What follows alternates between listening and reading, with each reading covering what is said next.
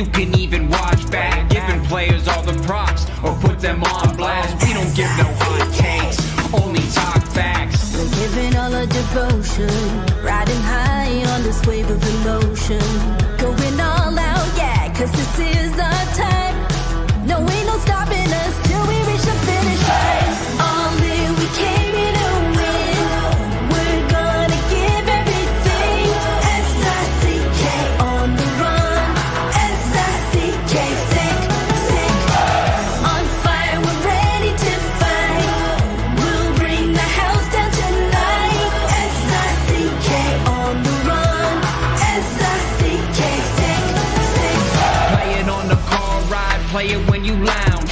X and O, you know that we can hold it down. Shout out to my man Sammy, got it off the ground. And to all the listeners tuned in right now, got debates, analysis, and speculation. This is sports talk for the new generation. You know where to find us, got a reputation. Sick Podcast, your #1 sports destination. Giving all our devotion, riding high on this wave of emotion.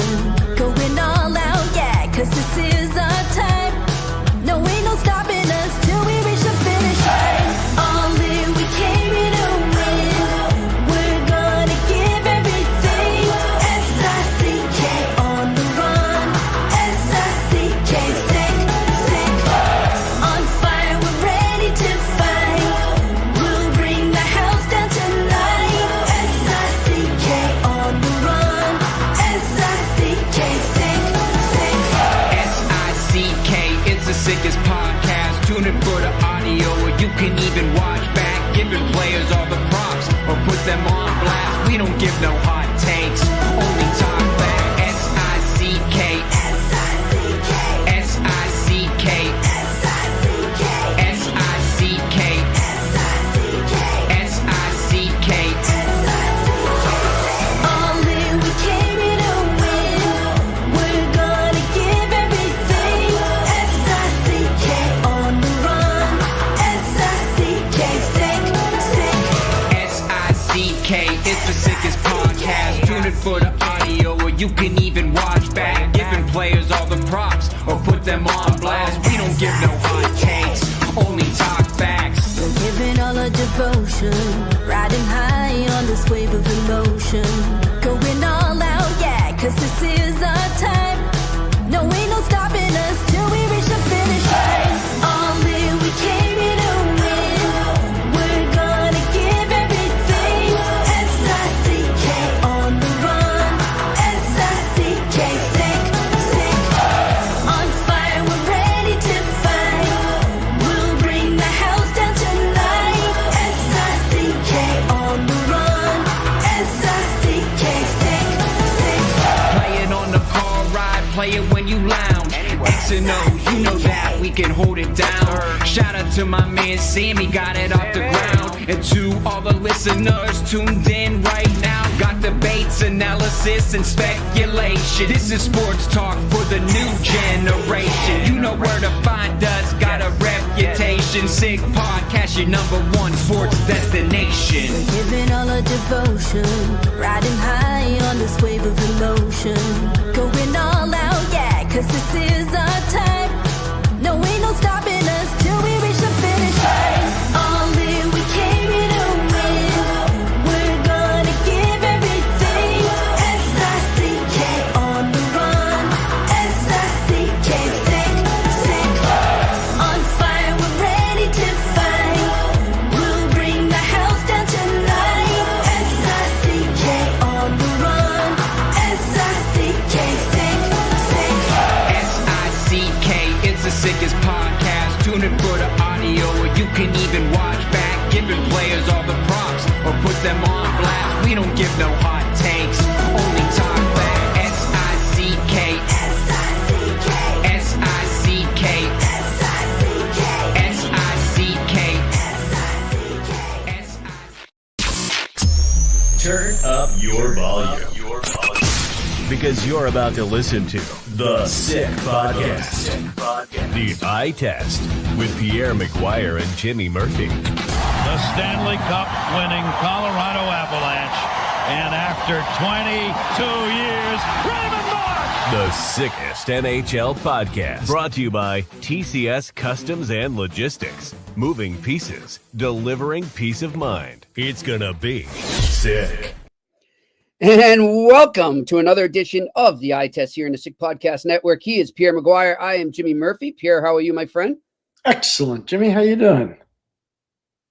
I'm doing great. Another great weekend of hockey, a night off. This is the first night off, I think, since we've had the playoffs going on, Pierre, of no NHL hockey. But I know you're always busy watching some kind of hockey, Pierre, but I hope you do get to relax a bit because I know you've been a busy man today. I still have a few more shows to go, but it's all good. I'm loving this. It's been great. And I'm really grateful. And I'm really grateful. But so everybody wants to talk about Toronto, I guess. Right? Because we do. We do. We want to talk about Toronto, right? Everybody wants to do that. Let's get all right. Let's get that out of the way. And Pierre, there's enough negativity going on towards the Toronto Maple Leafs around the league right now, where I want to get a positive spin from you because I'm not hearing any of that right now, and I know that's hard to find. And I know if you're a Leafs fan, you can't see through the woods right now and find any of that right now. But is there any bit of hope for Toronto Maple Leafs going forward? Is there anything they can salvage, any little bit of silver lining from what was a really devastating night in Game 7? Yeah, you took the defending champs and two-time Stanley Cup final team to a Game 7. You got blown out in 5. You got blown out in 7, so you don't have enough artillery to run with them long enough, but you could run with them for 7 games. You couldn't keep up in 2 of them. 2 of the 7, you couldn't keep up. That's okay. So what's the positive? You got Matthew Nyes, one of the best power forwards in the league as a young player, young kid. You got to get him a contract. That's going to be easy to do. It's going to be very easy to do. You got Austin Matthews. I don't care what anybody says. He's still one of the most dominant offensive players in the game. He is. I don't think he's 100%. That's okay. Like Montreal, you need to find a second center because I don't think John Tavares is going to be the answer for you. You may have to slide him down to the 3-hole. You need to upgrade your depth players in terms of skill and physicality. And I'll give you an example from the last series. It's not hard to do. After Game 2, Paul Maurice said, you know what? We're not going with a slickster lineup anymore. So he took Mackie Semiskevich out of the lineup. He took Nico Sturm out of the lineup. He took Jesper Boqvist out of the lineup. And he puts in A.J. Greer, who had a heck of a series. He puts in, I think, one of the tougher guys out there, Jonah Gadjevich, who can skate and is nasty to play against. And he puts Tomek Nosek in. So he switches one line for another line. And all of a sudden, they start Game 3, Game 4, Game 5, Game 6, and Game 7. And these guys put up more points than Matthews, Nyes, and Marner in the series as a line. I know. So Toronto doesn't have any line like that. Yep. They need that. So they need to upgrade their depth players, which I think they'll be able to do. That's easier to do. It's easier to do that than it is to get those higher end skill players. Plus, those lower end guys are cap friendly. They're much more economical. And then the other thing too is I think they did a lot of smart stuff last summer. Tanev still has game left in him. I don't know if Oliver Ekman-Larsson was healthy, but he didn't look great the last couple games. But he still has game left in him. Simon Benoit is one of the most improved players in the league. He still has game left in him. I thought Jake McCabe, after he shredded his knee, was done. And it looked like it when he was in Chicago. But he's found life in Toronto. So he's still got game left in him. I'm concerned about Morgan Riley. I'm very concerned about him. They may have to look to upgrade there. So my positive part of it is they got a lot of guys that still have got game left. They got and you know what? Max Domi has game left. There are guys there that have game left. It's really positive. Pontus Holmberg can be he can be Thomas Nosek. Why can't he? But you can't move him to the second line one shift and then put him on the fourth line the next. He's got to be on the fourth line. He's not a top 6 forward in the league. So they got to stop that escalator going up and down with their players. They'll figure that out after they do their debrief this summer. So I'm more optimistic about the Leafs than a lot of people. And their goaltending situation is very solid. Very solid. Okay, another team that has been banging on the door as well in the playoffs, but can't get over the hump, specifically their goalie, the Winnipeg Jets. They lose a heartbreaker in Dallas in Game 6, 2-1 in overtime. And it was just, it was so brutal to have to watch Mark Scheifele sit there in the penalty box after what happened with his dad. Then he scored early in the game. First off, Pierre, before I get into the future of the Jets there, is that a penalty shot or a penalty? Which way would you go? Penalty shot. I'm with you. 100%. I'll just tell you this right now.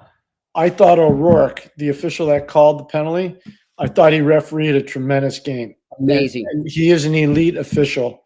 He's an elite referee. Just like I felt terrible. I already texted and got a response back from Chris Rooney. Oh, good. I was going to ask you about that. Yeah, he got hurt last night. He said just above the eye? Yeah, above the eye. He's got a good shiner, but he's great, and he thinks vision's good. No, everything's good. So I've already talked to Chris, and he's ready to come back, and which is exciting, I think. So those two guys, obviously big moments in games. But I thought O'Rourke, did a good job in the game. I thought it was a penalty shot. But here's what I'd like to present, because I was thinking about it. Do you want the penalty shot there for Sam Steele, or do you want the option to have a 2-minute power play? You mean, do we give the teams the option now? Yeah. Yeah. I love it. I was thinking the same thing, Pierre. So then you just throw it out there and you say it's you make it easier on the referee. The referee just says penalty shot. If there's any question, just say penalty shot. Is it there? Yeah. Put his arm up in the air. Penalty shot. Just penalty shot. Okay? Do that. And then the team gets to, we're taking the penalty shot, or we're going to take the 2-minute power play. Think about what that would do for the referee itself and for all the second guessing. It'd make it so much easier. Yeah, I'm with you on that. I did think it was a penalty shot. All right, we'll get back to that game, and I just do want to compare. You gave us the outlook for Toronto. I want your outlook. Is it a little rosier for Winnipeg? It is a little more positive going forward. So I want to get that after we have our guest on, but we got him now. Our good man, Trip Tracy, joining us to talk some Carolina Hurricanes and Florida Panthers. Wait. Are you hi-hatting us because you're on a private plane and you didn't land on time? Is that what you're trying to do? Well, Pierre, having been a coach and a general manager, how do you think that would have gone over on the long bus ride from Dulles to our hotel in Washington if I'm hot stoving with you guys? Because buses are pretty quiet these days. How would that have gone over? Hey, you know that I love you. I'm just giving you a little shot there. But I was thinking of it. I was like, Jimmy says, Pierre, Tripp can't make it. He's on the plane still. I'm like, what? Hey, but he's giving us a check-in from the plane, Pierre. We can't complain there. No, that's the kind of professional that gentleman is. Yeah, I like that. Tripp, well, I'm glad to have you. I'm glad you're set to go for the conference final, a rematch of 2 years ago, and I'm going to get right to it. My first question to you is, what is different about the Carolina Hurricanes now than the last time they faced the Florida Panthers 2 years ago in the conference final? Jimmy, a couple of things. My hope is, and I think it's shown so far in the first 2 rounds of the playoffs. Now, we all know Florida's they're the champs, but this core group, even though you have a different team in Carolina, a ton of different players than 2 years ago in the Eastern Conference Final, you have a core group that drives the bus on this team, no pun intended to my previous answer, but they've learned some painful lessons along the way. And the old cliche that you need to learn from losing and the pain that's attached to that before you get over the hump. And so you have ideally some hardened guys that have learned some tough lessons. Mm-hmm. That's the first thing. And you didn't have a guy that wears number 37 in that Eastern Conference Final because he was out with a knee injury, Andrei Svechnikov. So those are 2 things that, jump off the page for me. And, that was a 4-game sweep, Carolina. And I think they had a great argument that they could have won every game. With my eyes, in person, it's the best series I've ever seen a goaltender play that Bobrosvky did. But the thing that Carolina did not have, and they've had for good percentages of this playoff run so far, albeit Florida is, you're talking about the champs, but they didn't have a nuclear power play. And they have shown their penalty kill has been, Pierre calls it the orchestra. It's been stellar, all in caps, but can their power play be nuclear in this series? The way that it was, that I thought really deterred Washington from taking any types of liberties that there would have been a heaviness edge. Not to say Carolina hasn't been physical, but can that power play against another heavy opponent be nuclear like it has for a good percentage of the playoffs? What I love so much about how you do games is that your energy and passion and knowledge come right through the screen, right through. So think about this for a second, Tripp. You know the Toronto Maple Leafs as well or better than most people outside of their marketplace. If they took the line of Martinook, Carrier, and Stahl and put them in Toronto, you'd be playing the Toronto Maple Leafs today or tomorrow. You wouldn't be playing Florida. How much does that line influence your games? Pierre, when I really, not to say I wasn't watching it closely, but when Carolina, advanced in 5 last Thursday in Washington, of course I watched the Toronto-Florida series even that much more closely. And I just didn't feel like the Leafs valued offensive zone time, even if you spend shifts on the perimeter. And Stahl, Martinook, and Carrier, Stankoven was there earlier in the playoffs, but it's been Carrier with Stahl and Martinook. And I think that's a centerpiece to this series coming up because the styles that Florida and Carolina play are eerily similar, and they both value O-zone time, even if they don't generate chances from it. That requires a buy-in, and the line that sets that entire tone for Carolina is the line centered by their captain. And which team does it for the longest in this conference final that's willing to commit to O-zone time, not making the East-West plays unless they're there? Toronto in games 5 and 7 was very guilty of that. And the line that means everything from that standpoint for Carolina and signaling that buy-in and relishing O-zone time is the Stahl line. Hey, Jimmy, just before we go, Carrier won a Stanley Cup in Vegas. Stahl won a cup in Pittsburgh. And Martinook's been darn close. He hadn't done it, but he's been darn close. And I love what Tripp said. It's north-south. People want to know in Torontoville, what's the problem with our team? It's too much of this. It's not enough of this. And so our friend hit it right on the head. Way to go, Tripster. You know what, boys, too? Pierre leads me again, like he always does. Carrier, when he won his Stanley Cup in Vegas, by far his best series was the conference final when he provided offense and was a huge difference maker to eventually beat Dallas. So Carrier's been close. He's been knocking on the door. He doesn't necessarily need to score, but Pierre makes me think about it because the biggest reason he's got a ring in Vegas is what he did in the conference final. I'd love to see him do it again in this conference final. It's one of the most amazing contracts, Jimmy. He's got a 6-year deal at $2 million a year to $12 million. Think about it. What a bargain. Yeah. It's unbelievable. Yep.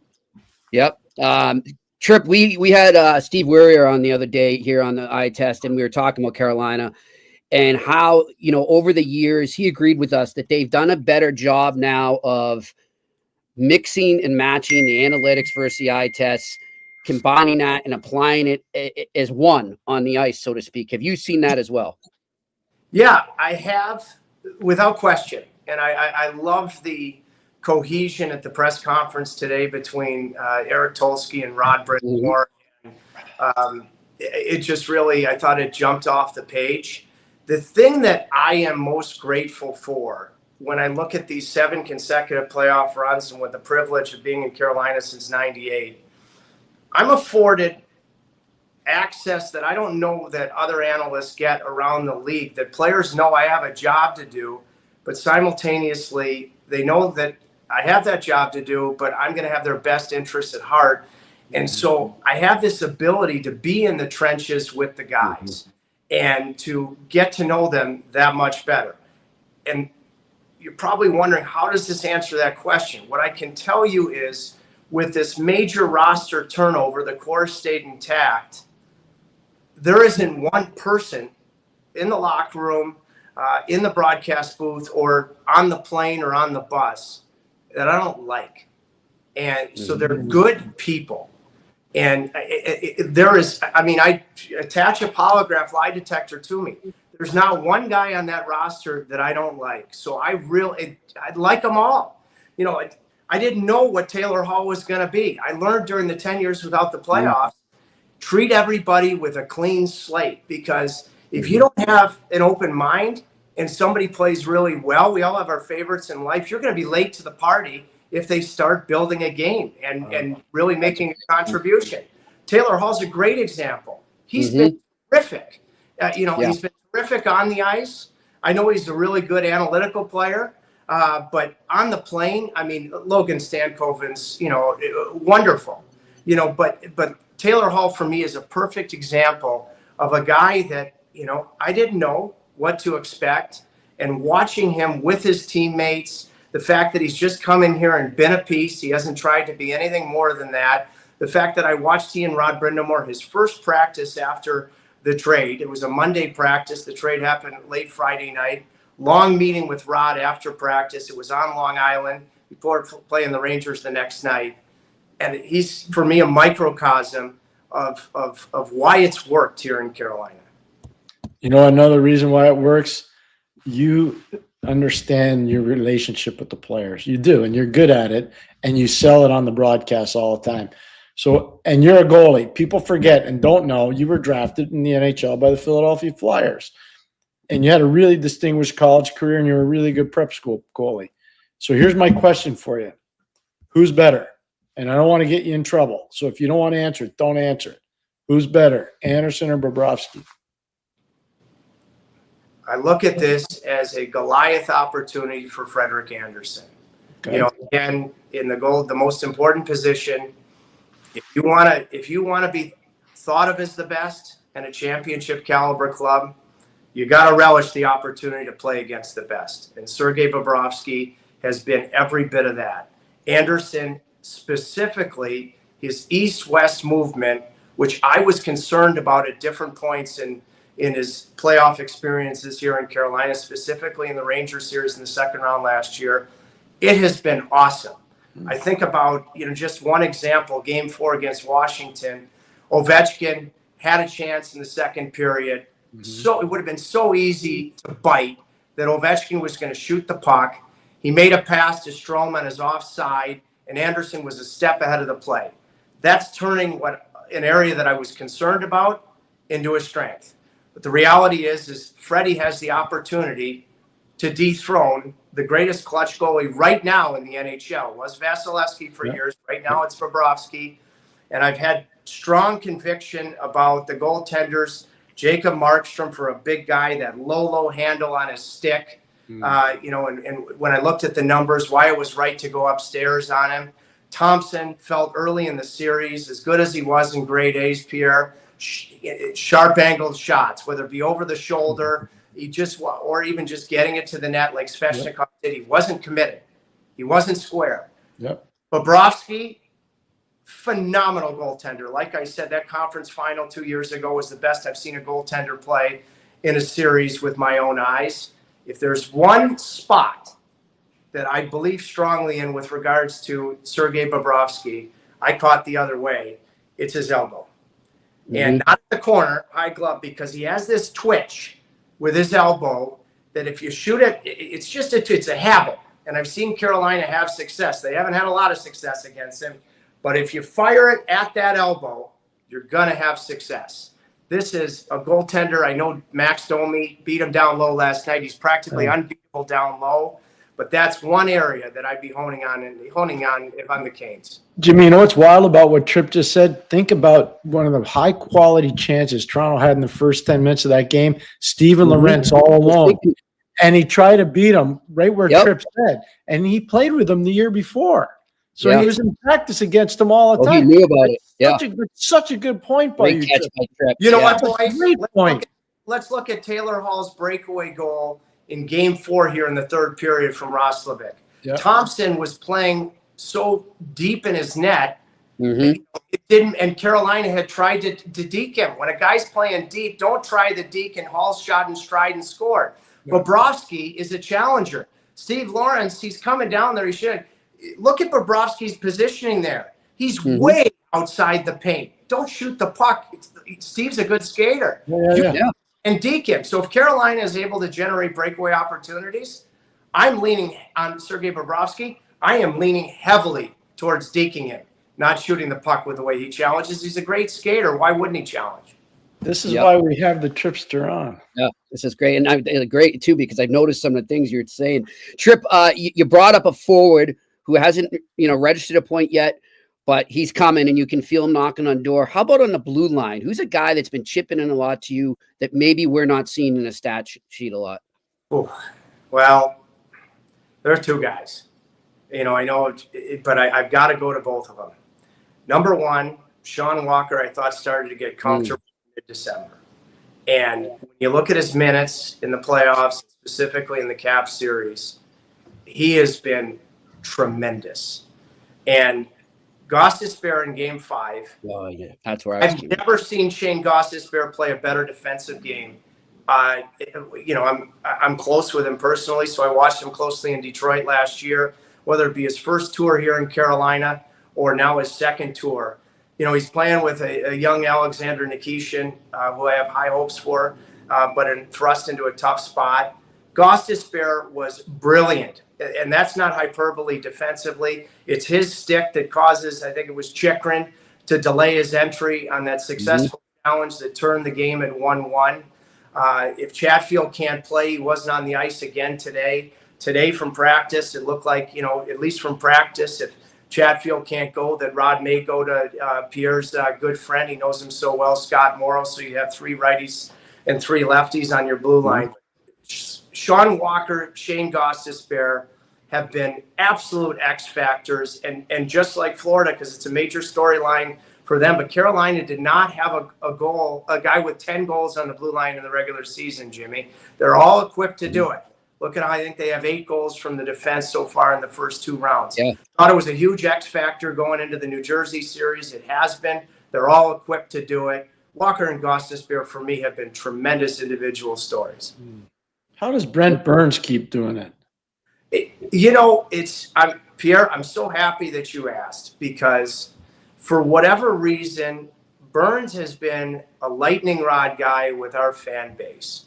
And Brent Burns, he had some segments in his season where, he was struggling. I thought he struggled. As soon as I saw the 4 Nations schedule, 2 guys on Carolina that is going to benefit the most are Jordan Staal and Brent Burns because of their age. And Burns came out of the 4 Nations. It takes a while to get that truck humming again, and struggled some. He's not, even though he creates so much with his ready shoot nature and pinching with support at the offensive blue line that helps you create offense, helps you continue offensive zone shifts. Even though the points aren't there, he still, for me, is critical to your attack. But he had a great series against Washington. He was clean. Yeah. He was a big, big part of Carolina's penalty kill. I think he was on the ice for 1 goal against, and that was the empty netter in Game 2. Burns has evolved his game, and I don't think gets the credit that he deserves. I mean, it's just simple. I watch him on a regular basis, and of course, it's been a story in his career when Brent Burns has a turnover. A lot of times, it's magnified and it draws your attention to it. But he's been really good, and I would pose this question to you guys.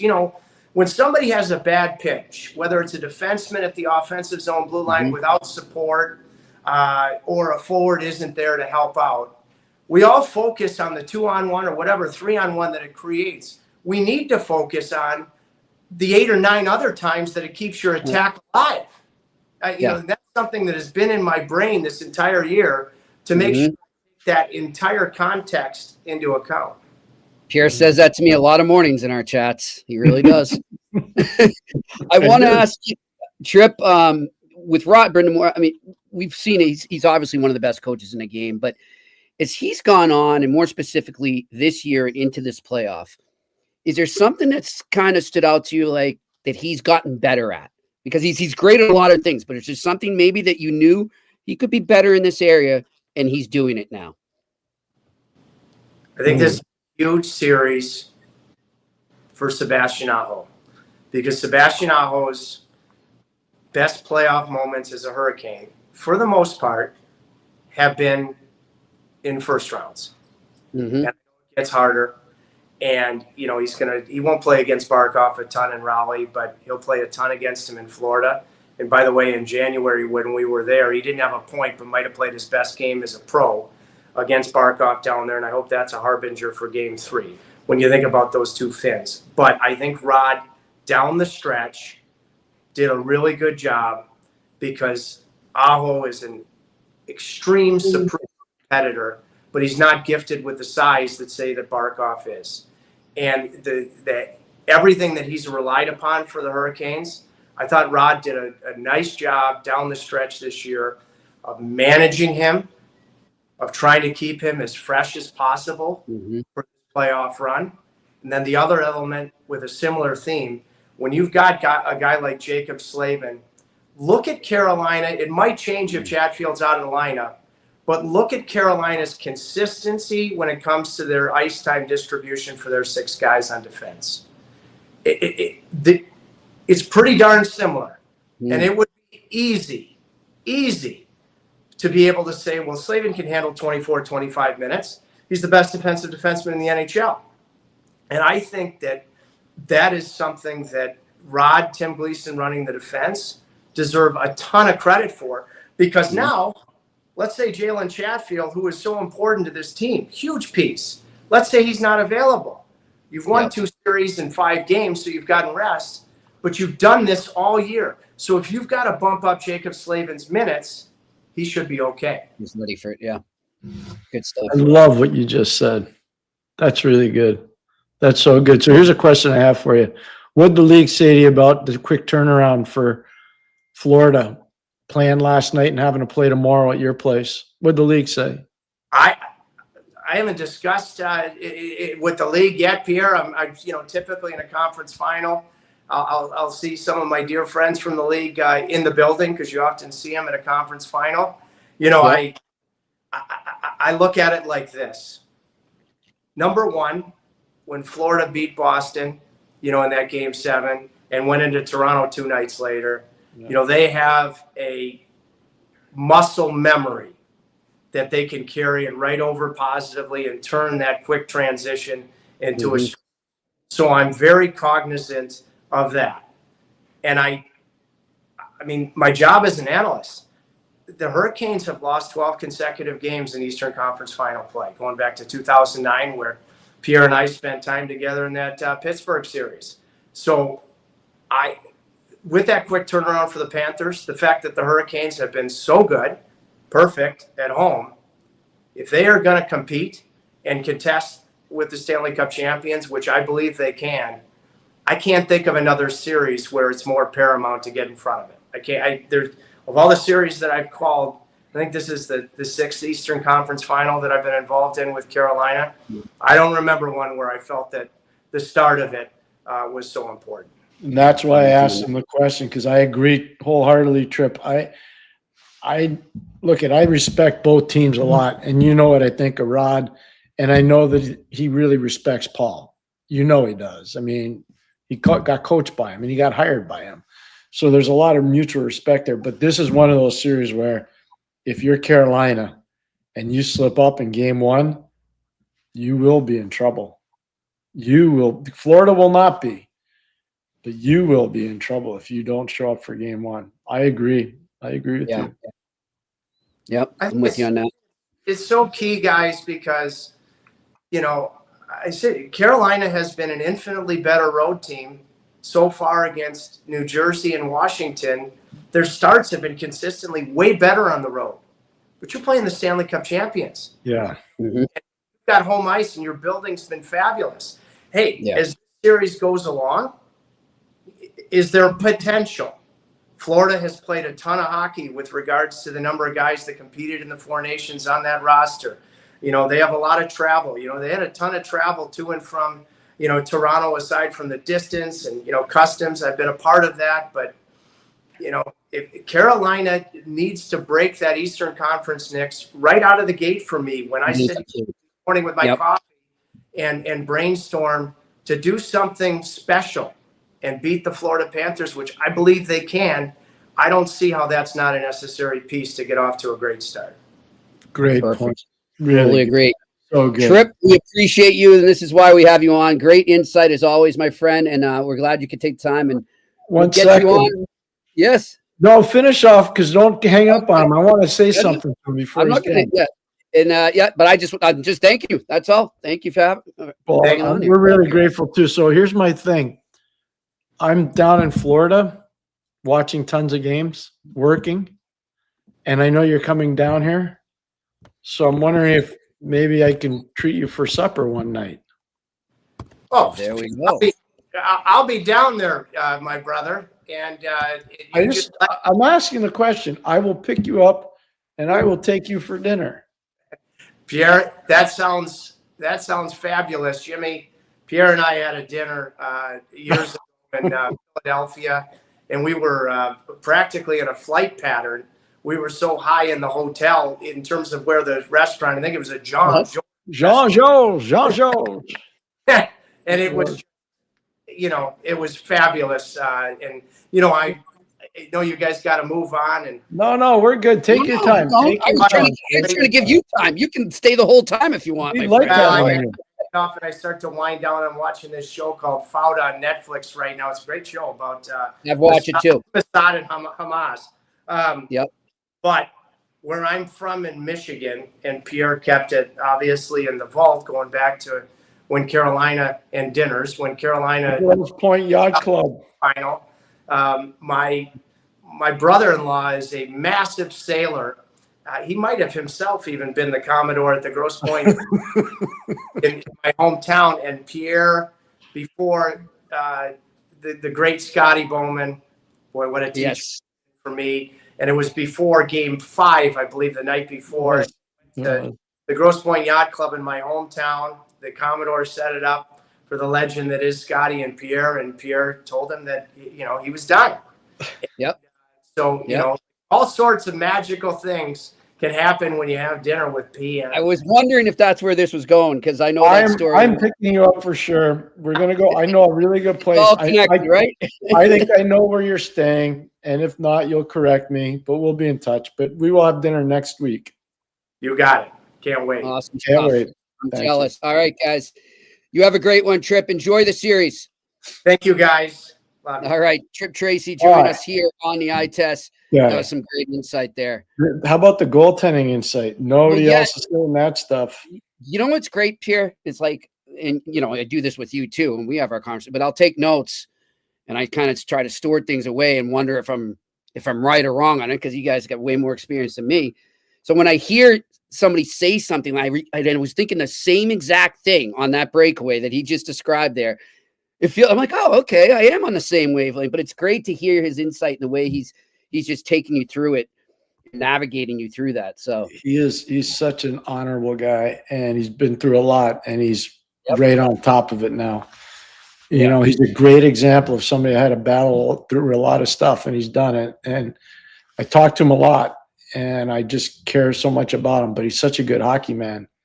He's not just a good friend. He's a really good hockey man. Yep. And I really respect him a lot. I like him a lot.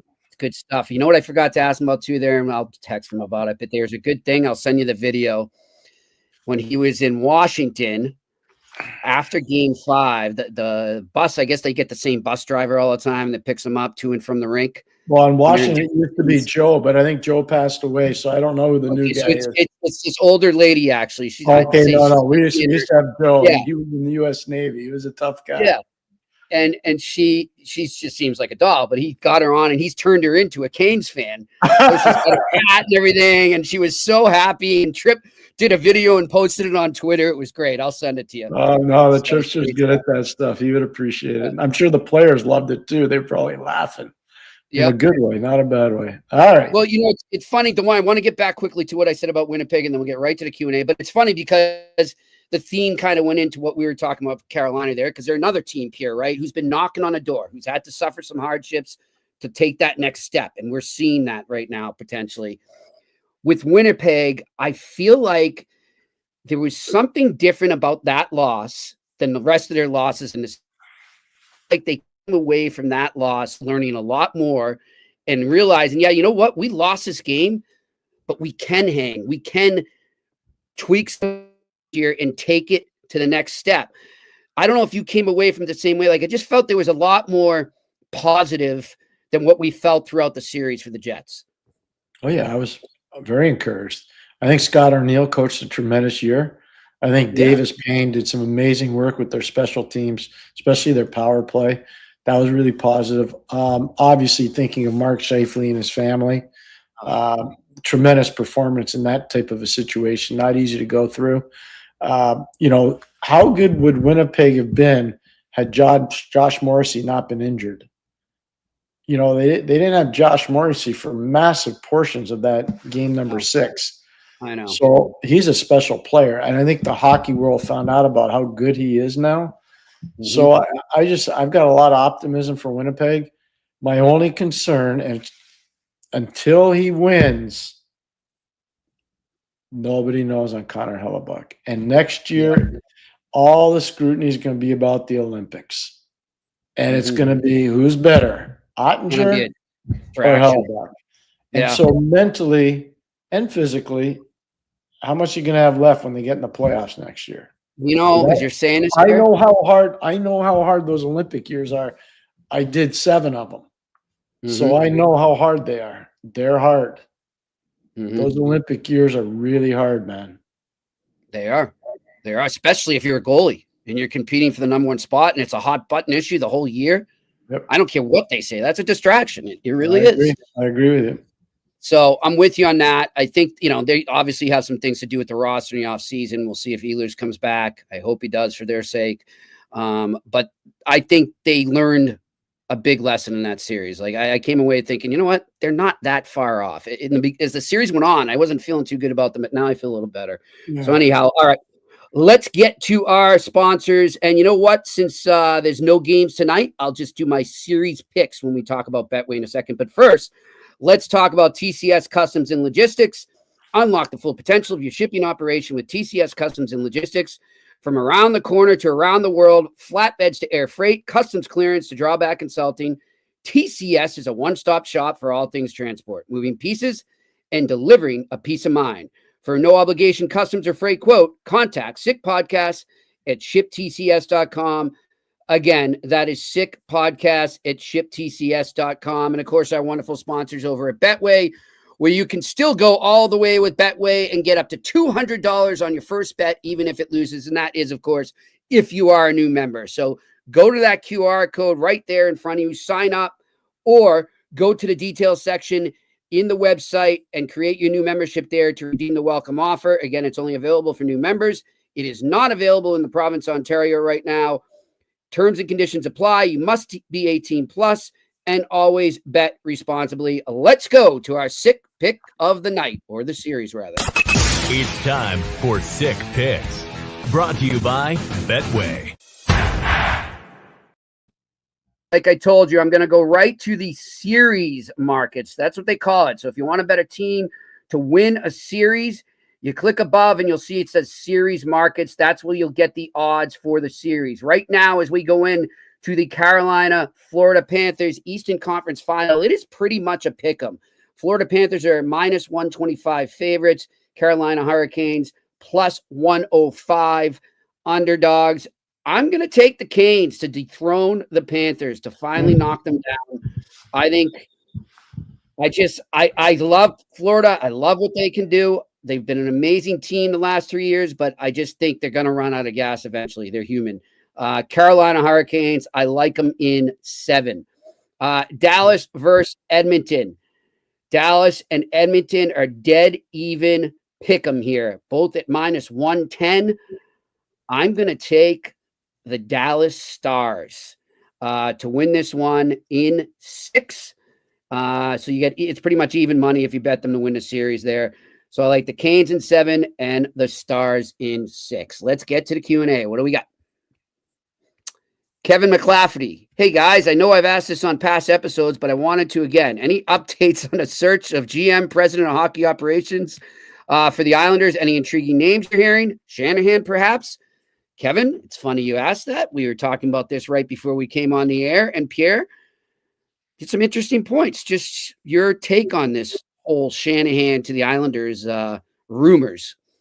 Well, Brendan's been in Toronto for 14 years, I think. And I don't know how many series he's gotten out of with his team. past the second round. I don't believe any. So I understand that Brendan would know John Collins really well, one of the owners of the Islanders. So I think that's probably where a tie-in and where people are probably speculating. I know his contract runs out in June with Toronto. I know he's in very friendly working relationship with Commissioner Bettman and Deputy Commissioner Daly. So I think that's probably a positive for him. But my question would be, he's a former New York Ranger. He's a former New Jersey Devil.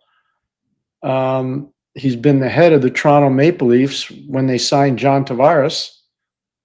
So I don't know how much of a tie-in there is with the Islanders, if you think about it. There's an enemy. He's been on the wrong side of everything Islander thing. Yeah. So this isn't like trading a player where one day you hate the guy and the next day he's in your dressing room helping you win. This is somebody that's actually, gone against your team in a lot of things. So I don't know. I keep hearing that, and that's great. I think it's fantastic. I don't like to see anybody unemployed if they don't want to be. And I have to imagine Brendan would still want to work if anything happened in Toronto. And I don't know whether it will or not. But I looked at it and I've been thinking about it because I keep hearing these things and people call me. And I'm like, okay, what are the tie-ins? And there's one for sure, John Collins. Yeah. What's on the negative side of the ledger? A lot. I'm with you. How did Islanders feel when John Tavares was signed by the Toronto Maple Leafs? They never forgot that. No. Go watch the reaction every time the Toronto Maple Leafs for 7 years went on to Long Island to play. Yeah, it's interesting, but that seems to be heading in that direction. So we will follow that, and when we know more substantial information, we will give it to you. All right, next question. Renaissance Resistor, how do you fix the Maple Leafs, and have you ever seen another team like them? Renaissance Resistor, yes, I grew up a Red Sox fan. Or they broke Kurt. So I connect to it very much. I really do. You know what? Like, we're ripping on Toronto, but the Rangers didn't win the Cup from 1940 to 1993. Yep. And just asking the question, like, we've seen a lot of teams like that. Yep. Like, seriously. Buffalo Sabres, last I checked, haven't won the Stanley Cup. Vancouver Canucks haven't won the Stanley Cup. Yep. I mean, last I checked. So I know everybody wants to rip on Toronto. I think Toronto's actually heading in a good direction. I think they have some really good stuff. Do you think this, because the big narrative that's been coming out since last night, it's all over the media right now, is that the media and the fans are too hard on the players and they deserve a little more leeway, and this is why they're losing. Brad Marchand referenced it in his press conference after the game, and they're saying that, it's not fair that they have to deal with so much scrutiny. I'm going to say I think that's a bunch of malarkey. It's pro sports. You paid millions of dollars. Does it go over the line sometimes? Yeah, and when it does, I call it out. But I think in general, it's just par for the course. It's part of the game. And it should fuel you, not make you weaker. It should make you stronger. That's the way I look at it. For a lot of the people making those comments, they weren't around when Vancouver was a real tough market, and it still is. They weren't around when Edmonton was a really tough market, and it still is. They weren't around when Montreal was a really tough market in two languages, and it still is. With all due respect to all those guys, because I saw players saying it, I saw media people saying it, I saw a lot of unnamed people saying it because they want to put their name on it. Those other markets are just as tough as Toronto. They're just as tough. And Montreal's probably the hardest one because they get you in two languages. And it's 24/7 there. Imagine having talk sports radio in two languages, 24 hours a day, 7 days a week. It's insane. It's insane. Oh, and by the way, you're in the province that's taxing you the most too. There's a lot. They put up with a lot.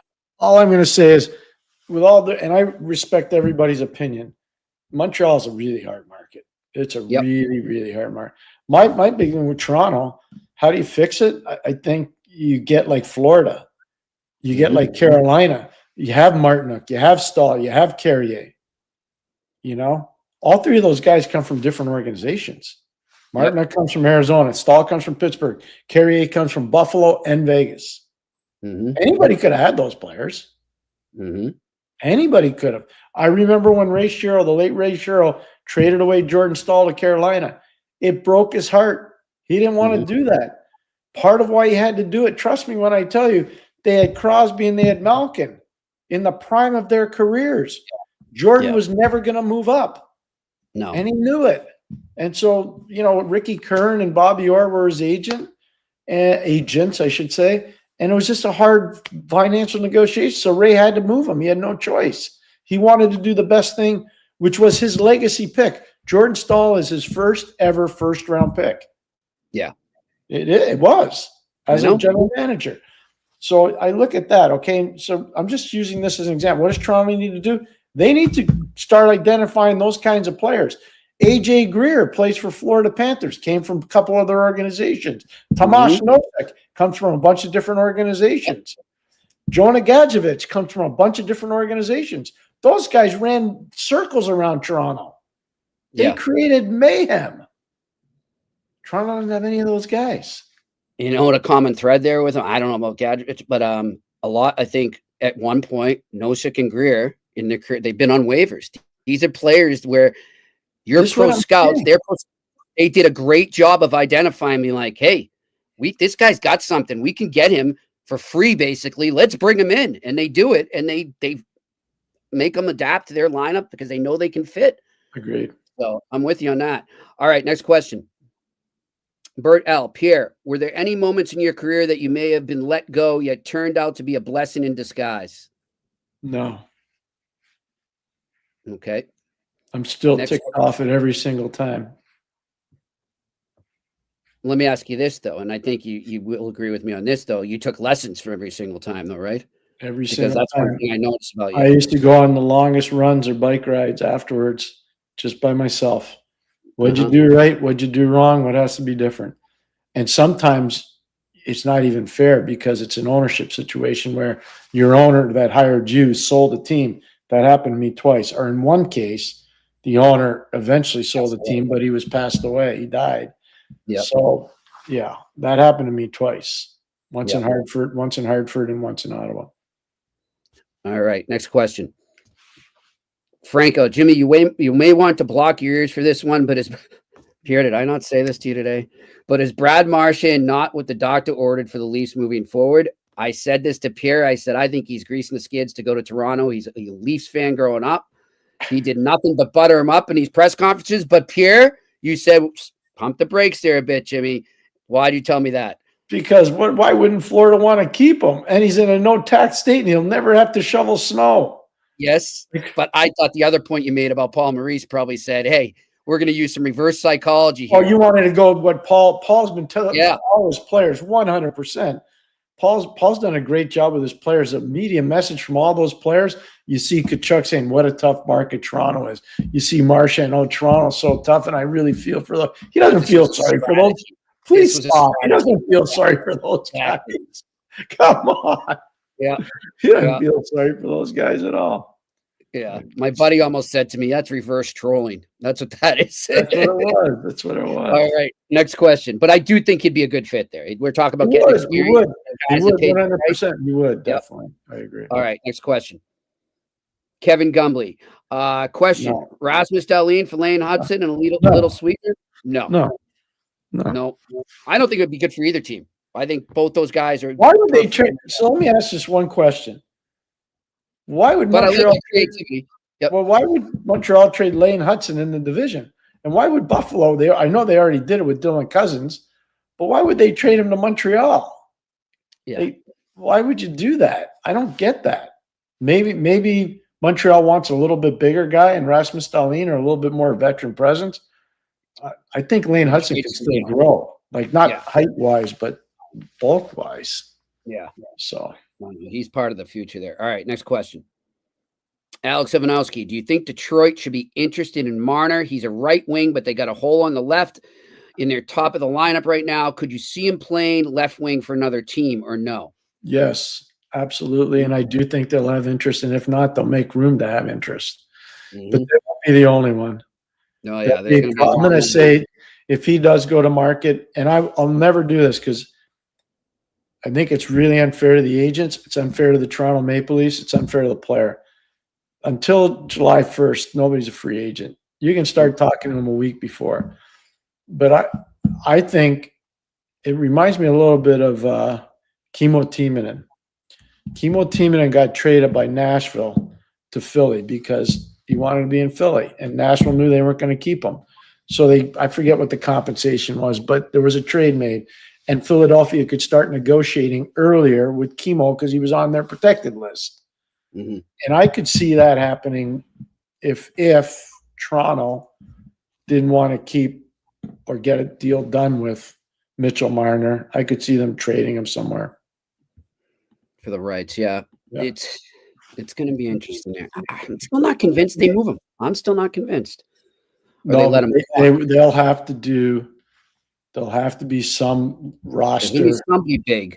There'll have to be some roster cleanup there. And I don't mean clean up in a dirty way.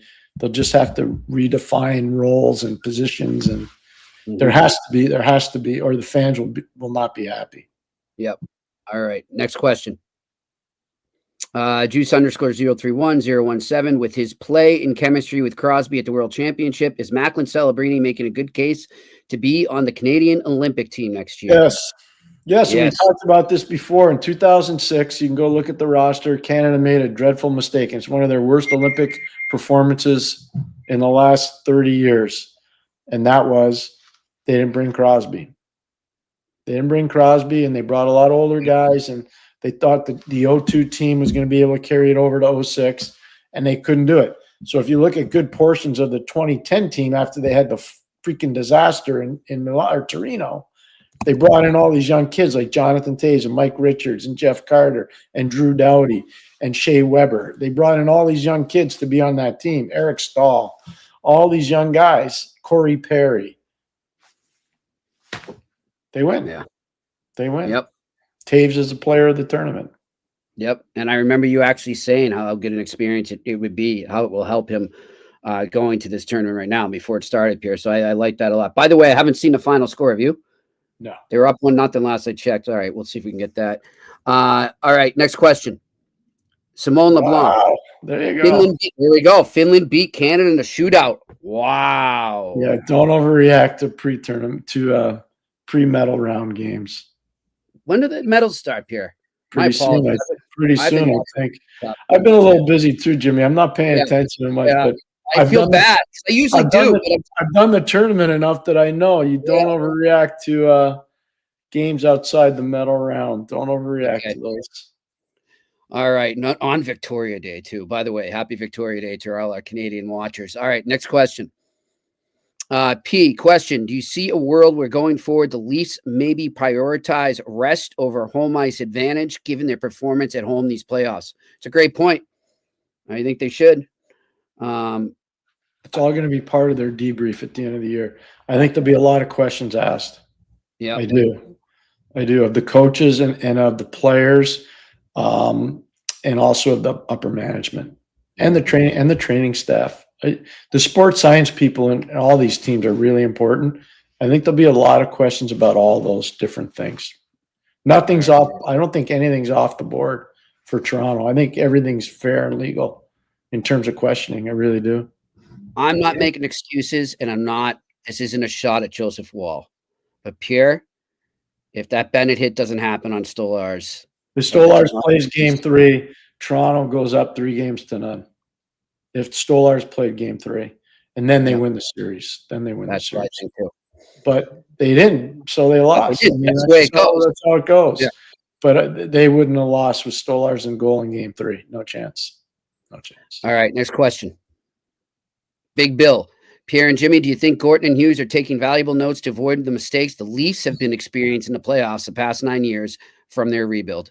But Kent was an agent, so he watched what teams did positive and negative, not just with team building, but also with negotiation practices. Mm-hmm. And Jeff saw the good and bad of Arizona. He saw the good and bad of Boston. He saw the good and bad of New York. So they know when you're around the league, you learn. I mean, you don't last in these jobs unless you study. And Jimmy knows my routine. I'm up at 5 o'clock every day, and I'm not reading the newspaper, drinking coffee. I'm breaking down tape. I'm studying all the different things that go on in the league. That's just what you do. And if you're not staying current on it, you're not going to last very long in this league. It doesn't matter what your job is. You're just not going to last very long at it. All right. Next question.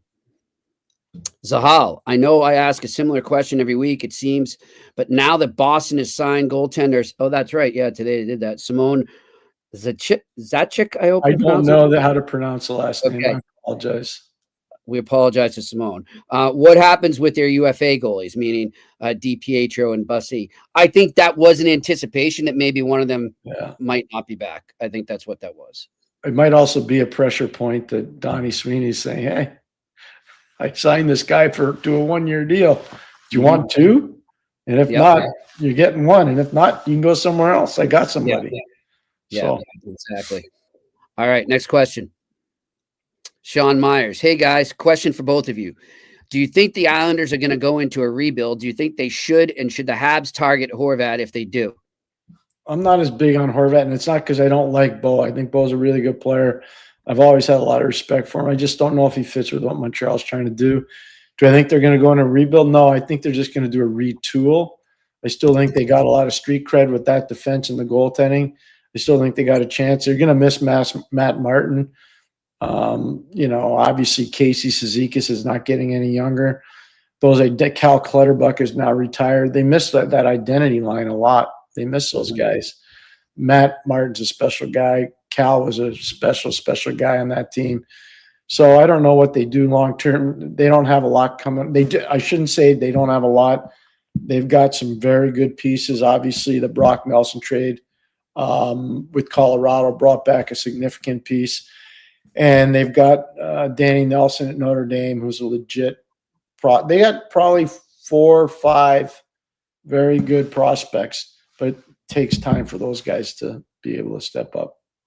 Pierre, right now with no official GM and or president of hockey operations in the Islanders, who are teams talking to when there's kind of scouting ahead? There's no talking right now anyways. Nobody can do deals now. Well, I know they can't do deals, but these guys talk. They look ahead. They kind of it doesn't matter. Target guys. I'd say if you don't have somebody in place by June the 5th, then you're in trouble. Then you might be in a little bit of trouble right now. Everybody's focusing on. If you don't think. Well, sorry, I'm going to cut you up. But the reason you say June 5th, that's where I was going to go, because the draft is decentralized. Yeah. The scouting combine from June 1st to the 5th could be the last time all these guys are in one place together. Do you think it's important for the Islanders to have somebody there to at least go to, even if it's not an official GM? Maybe their amateur scouts will be there no matter what. That's who it's for. Okay.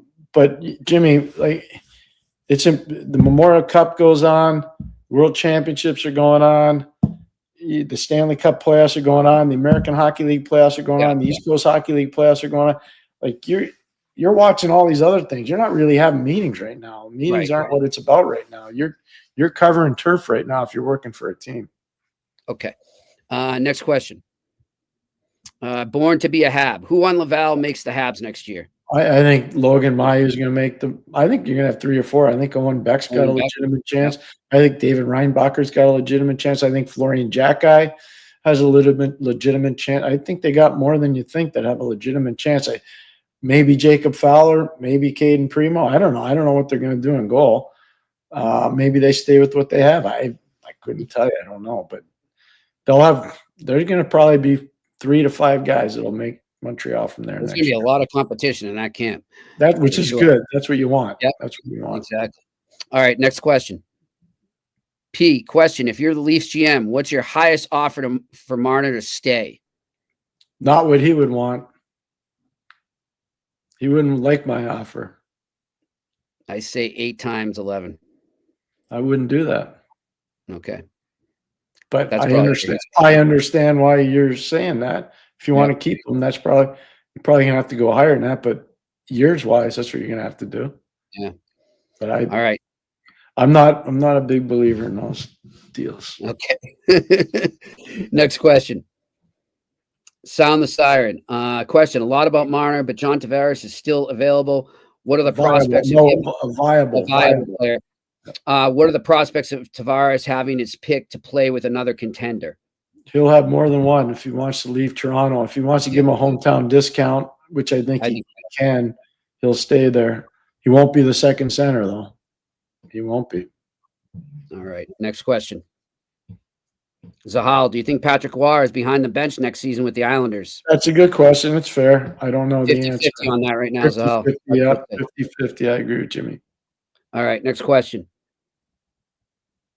Juice_031-017. When was the last time 4 teams played each other in the conference final multiple times in a span of just 2 years? I was thinking about that this morning, actually. That's a really good question. In Carolina and Florida.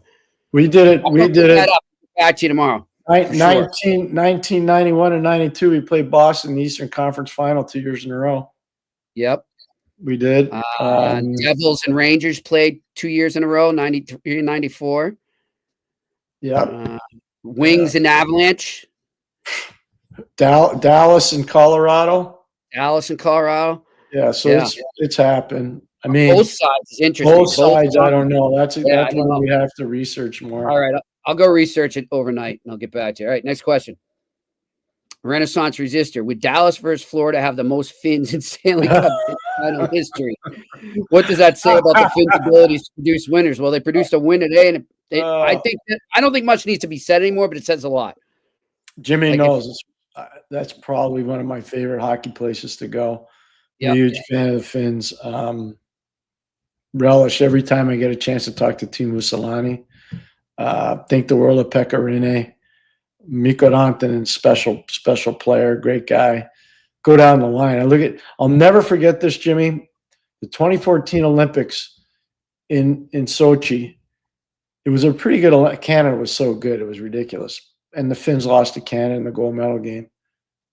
But what I remember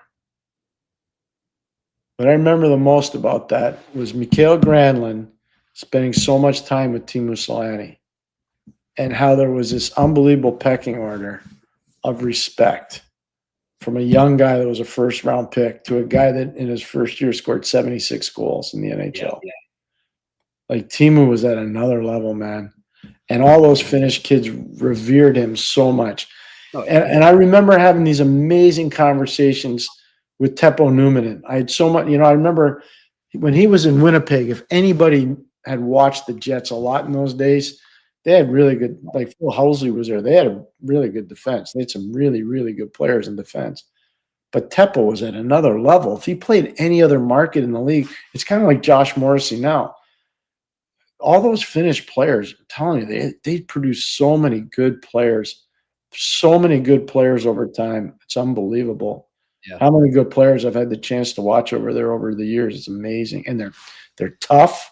They're coachable, they're hardworking, and they're passionate. Watch Esa Tikkanen. Go watch old tapes. Go watch Esa Tikkanen. Oh, yeah. Phenomenal player.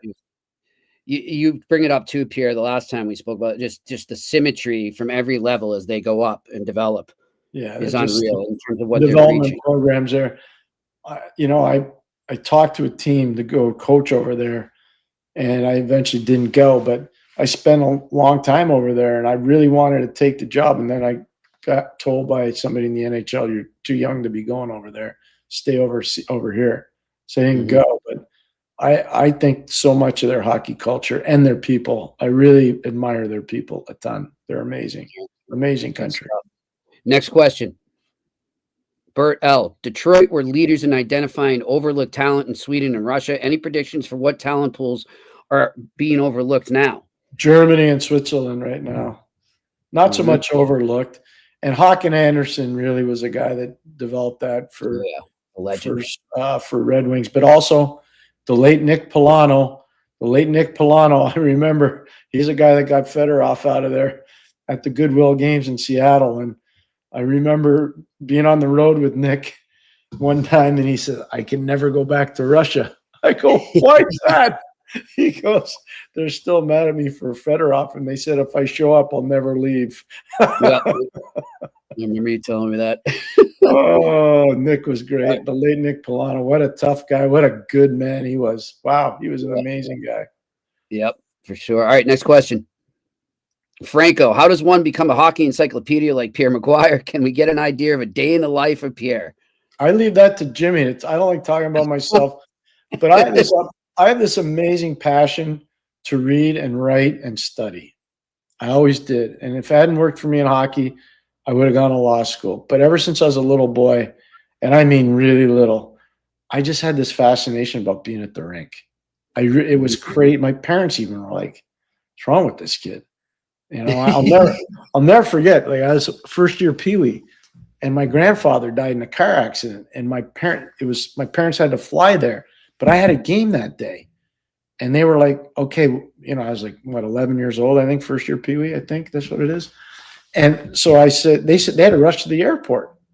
So we were living in Montreal at the time. And so it was cold too. I remember I walked to the rink. It was like 2.5 miles from our house, played in the game. I remember I had a hat trick, and I packed my bag up and I walked back to the house. And like, you would never do this today. My parents trusted me. And as an 11-year-old, I got in a taxi and I went to the airport and I flew to New York. You could never do that today. But they knew I wasn't missing the game, and I think my grandfather would have wanted me to play the game. Yeah. So, yeah. It's true. He wakes up, hockey, until he goes to bed. I'll just short and sweet like that. That is a day in the life of Pierre. My roommate, my first 2 years of pro hockey was Scotty Bowman. Yep. And we had I learned so much. So, and I'll always cherish those times. And when we talk on the phone, which is a lot, I just let him talk. I just let the phone hang and I listen. And you learn. And then when he asks you a question, just make sure you tell him the truth. Don't, Even if you don't know. If you don't know the answer, just say, you know what, Scotty, I don't know about that. Yep. All right. Next question. Juice _031-017. Pierre and Jimmy, who's your pick to win the Memorial Cup? I know you're going to think I'm copying out, but I'm taking London. Okay. I'm going to go with Medicine Hat. Okay. Yep. Good. Mr. Gavin McKenna. That's fair. Yep. One thing I know is, I can say this from experience. That guy, Dale Hunter, that coaches London Knights. Oh, yeah. I saw him drop a game plan in the 05 Memorial Cup for a kid named Sidney Crosby. Mm-hmm. And I'll just tell you what, I was there and I was like, this is savage, man. Dale was a tough guy and he was a tough player, and he's a great, really good coach. Dale Hunter's a really good coach. And I just think, oh boy, if they ever got to that point, that poor Gavin McKenna, he's going to learn a lesson about fighting through that stuff. For sure. That's all I'm telling you. I was there like Sid's draft year. I will never forget it. I had just come back from 2 months in Europe because it was a nuclear winter. Did the women's worlds, the U18 boys, which was in Czechia, the women were in Sweden, and the men's were in Innsbruck and Vienna in Austria. And as soon as that was over, I went right to London. I flew from Vienna to Toronto and then took a car service right to London. And I couldn't believe the beatdown they put on. And Sid played great, but oh my gosh, it was savage. It was savage. Pierre, you think he's there for good, or has he ever come back to the NHL? I don't know, because they own the team. The family owns a team. Mm-hmm. It's an amazing thing. Sometimes it never happens. It just seems like he's so happy there. I would have thought if there was one place he might have gone, because he's really good friends with Keith Jones. He's really, really tight. He was a mentor to Keith Jones when Keith turned pro as a player in Washington out of Western Michigan.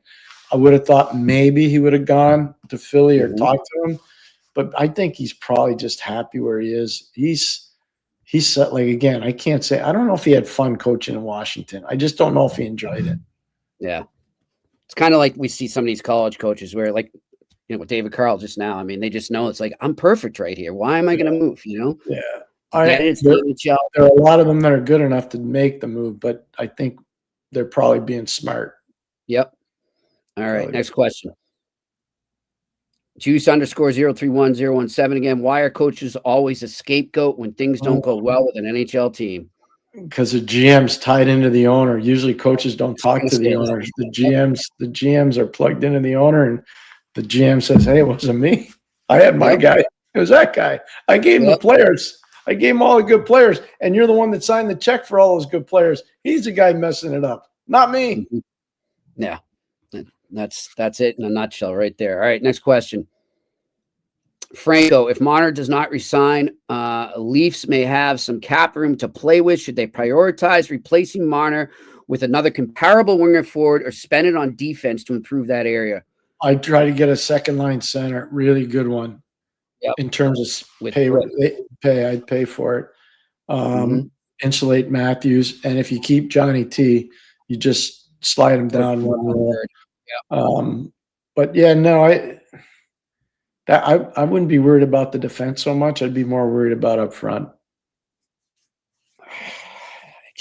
I don't know who's out there. Like, I can't think of a comparable right now, Pierre, but I just think it would have helped them so much if they had gotten Brandon Montour. That's the one type of guy I think they need on D. We kept talking about that, though. Yep, and they still do. So if you could do that, it may cost something, but that's where I'd take the money. I know they need grit, though. They need grit. I agree with that. I think that's a good – no, I think it's a very fair point. Really fair. Next question. P, if it's a Hurricane Stars final, is there real drama between Carolina and their fans versus Rantanen, or is it mostly manufactured by the media? I'm in the media, but I'm going to confess, media will do that. Don't you? Well, the media will stir it up for sure, and the fans will be angry. They buy in, yeah. The fans will be angry. Come on, they're going to be angry. They will. They'll let them have it. They will. They'll let them have it. I don't know if they do what the Yankee fans did to Juan Soto. I don't know if you saw that, Pierre. Yankee Stadium. He went out to the outfield, and all the fans turned around and put their backs to him. I'm busy with hockey. When this is over, maybe I'll watch some baseball. All right, next question. Sound the siren. Guys, Canes went through some dark years. They are seeing the fruits of long, bad years of turnover. If Buffalo doesn't start turning around, besides the attrition of people, what else do you do? Well, I don't know what else you do except to say that you've got a real good team in Rochester, real good team. They're 1-1 with Laval. Game 3 is Wednesday night in Laval. So you got guys percolating like Yuri Kulich is a really good player. They got some guys coming there. Devon Levi is a really good player. They definitely got guys coming, which is good news for them. Really good news. They also have some really good young players in the NHL. Yep. So I don't know how much you got to do there. I just don't know. I think it's organizational mindset. You got to create the right standard. I think Lindy Ruff will create the right standards there. I really do. And Eric Stahl is a good hockey man. He doesn't have a lot of experience at this right now. Yeah. So it's like he'll learn. But he'll learn. He'll be a quick study. He'll learn fast. All right. Next question. P, do you see Granlund as a realistic 2C for the Habs, or do you think he's ideally a winger? I think he's more of a winger because right now he's really not playing as a centerman.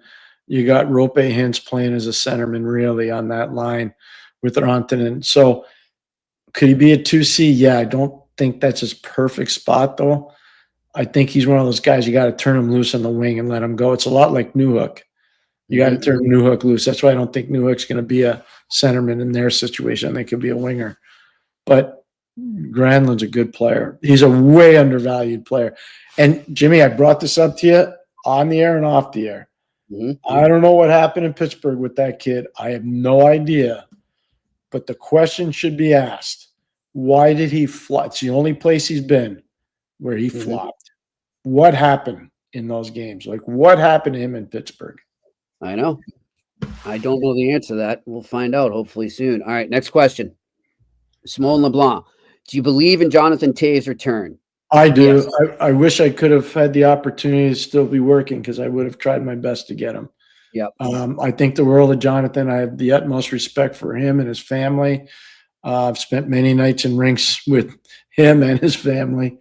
I don't want to say too much, except I had a long talk with Jonathan probably 3 or 4 years ago. Jimmy, you would know the years better than me. I'm going to say 3 years ago. It might be 4.